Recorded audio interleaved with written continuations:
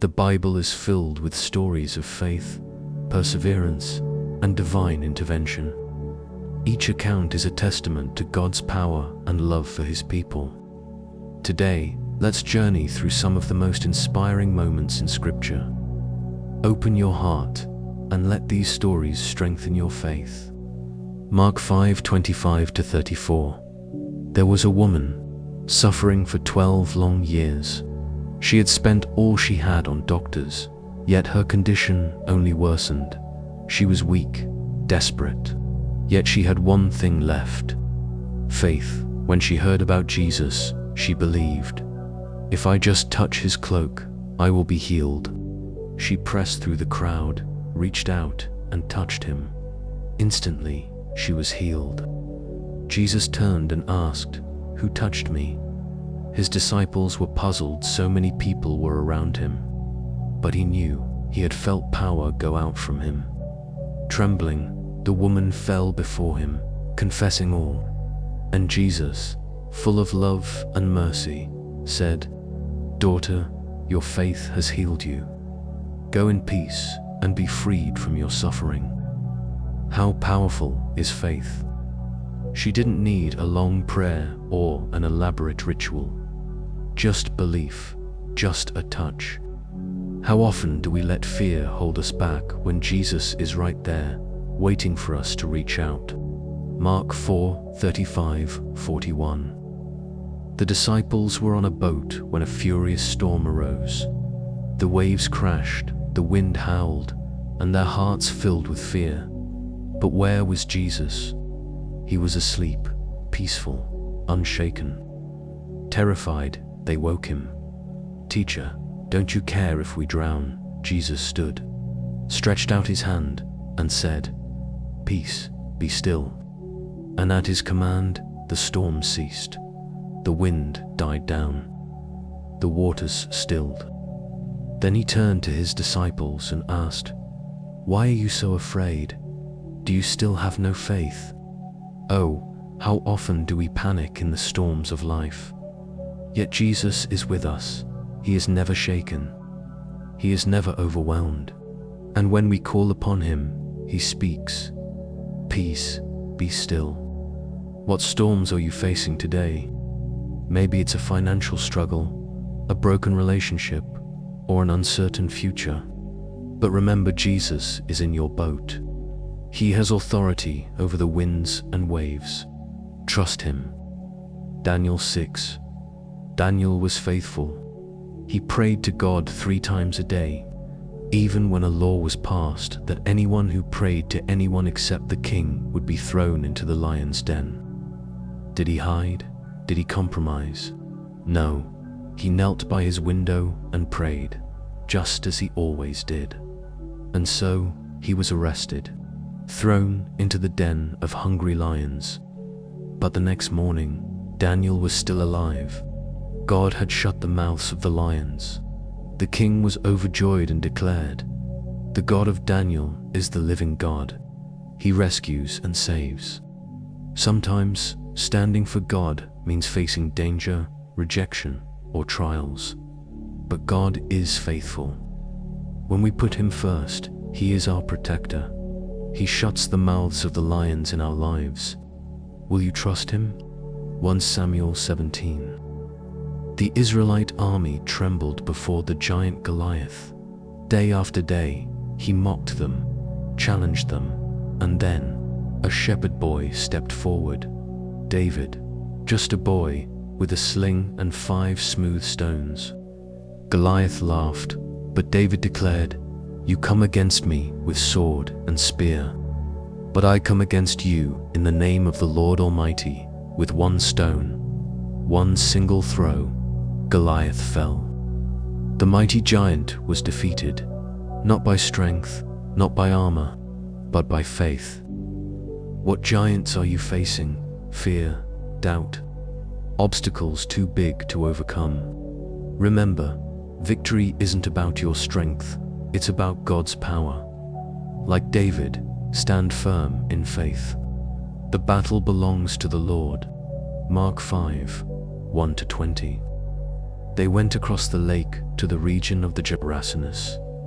When Jesus got out of the boat, a man with an impure spirit came from the tombs to meet him. This man lived in the tombs, and no one could bind him anymore, not even with a chain. Night and day, among the tombs and in the hills, he would cry out and cut himself with stones. When he saw Jesus from a distance, he ran and fell on his knees in front of him.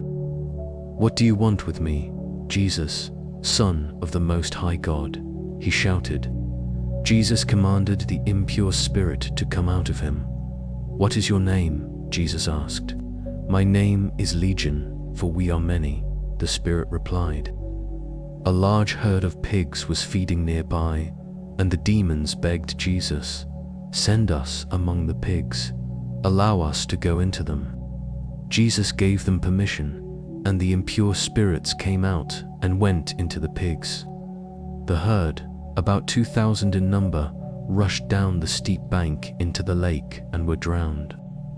The people came to see what had happened, and when they saw the man who had been possessed sitting there, dressed and in his right mind, they were afraid. But Jesus told him, "Go home to your own people and tell them how much the Lord has done for you." And he did, spreading the good news in the Decapolis, and all the people were amazed. This story reminds us that no one is too lost for Jesus to restore. The power of Christ can break any chain, free any captive, and bring peace to the most tormented soul. Are there areas in your life where you need his healing touch? John 11, 1-44. Lazarus, the brother of Mary and Martha, was sick. They sent word to Jesus, but by the time he arrived, Lazarus had been in the tomb for 4 days. Martha ran to meet Jesus and said, "Lord, if you had been here, my brother would not have died." Jesus responded, "I am the resurrection and the life. The one who believes in me will live, even though they die." When Jesus arrived at the tomb, he wept. Then he commanded, "Take away the stone." Martha hesitated, saying, "But Lord, by this time there is a bad odor."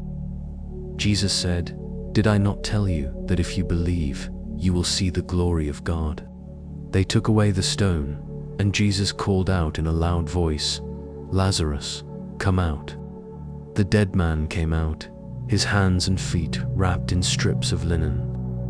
Jesus said, "Take off the grave clothes and let him go." No situation is beyond Jesus' power. Even when everything seems hopeless, he can bring life to what was dead. Trust in his timing, even when you don't understand it. Matthew 14, 22-33. Shortly before dawn, Jesus went out to the disciples, walking on the lake. When they saw him, they were terrified. "It's a ghost," they cried. But Jesus said, "Take courage. It is I, don't be afraid." Peter replied, "Lord, if it's you, tell me to come to you on the water." "Come," Jesus said. Peter got down out of the boat, walked on the water, and came toward Jesus. But when he saw the wind, he was afraid and began to sink. "Lord, save me," he cried. Immediately, Jesus reached out his hand and caught him. "You of little faith, why did you doubt?" When we keep our eyes on Jesus, we can do the impossible. But when fear takes over, we begin to sink. Are there areas in your life where doubt is pulling you down? Luke 15, 11-24. Jesus continued, "There was a man who had 2 sons. The younger one said to his father, 'Father, give me my share of the estate.' So he divided his property between them.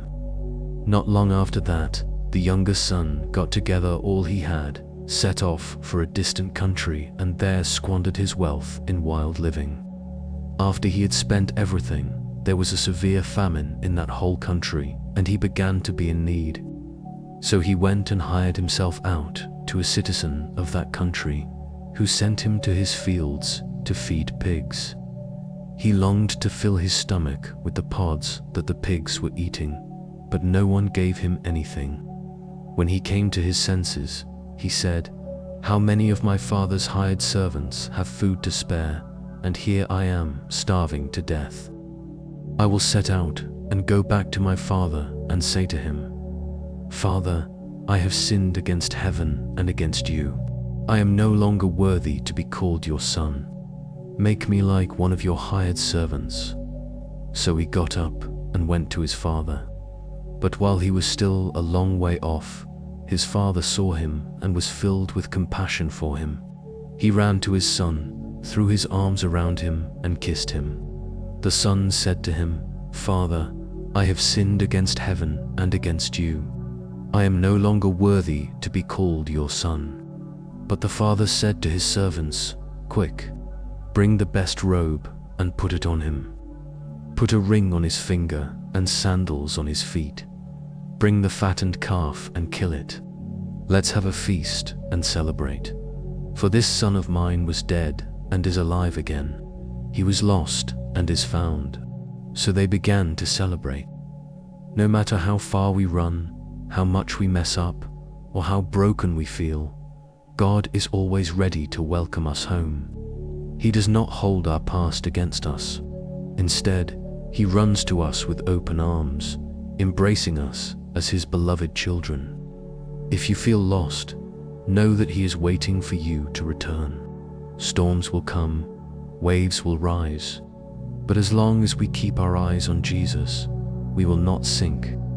When fear grips us, all we need to do is cry out, 'Lord, save me,' and He will reach out His hand. These stories remind us that God is still at work today. He heals, He restores, He makes a way, He sets us free, and He walks with us through every storm. Hold on to faith, trust in His promises, and never forget He is with you always.